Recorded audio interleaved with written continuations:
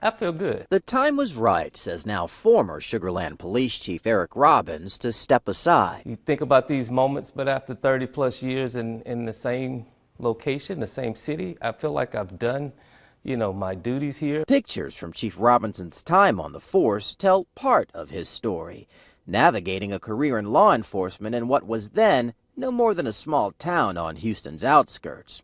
Not easy for a black man from South Park on the south side. At the time when I started, I believe it was during the Rodney King era. And it was a little bit more challenging. A lot of questions being raised, kind of like we are now in law enforcement. As a young officer, Robbins wrote his then chief about diversifying the force, making it look more like the people they were charged with serving and protecting. When I started, I just wanted to make sure that representation for the entire community was there. That purview today, Chief Robbins says, takes on added responsibility, particularly calling for legislation he says begets change. When you have more and more people, more guns on the street, of course, in the larger cities, things like bail reform, we have a lot of people that's out on bail that probably shouldn't be out on bail. It is a different job than it was back then in the early 90s. Still, Chief Robbins says it's worth the go, something he stresses to younger officers learning their way. I'm proud of this entire community and the entire region, and what I want to continue to do is help our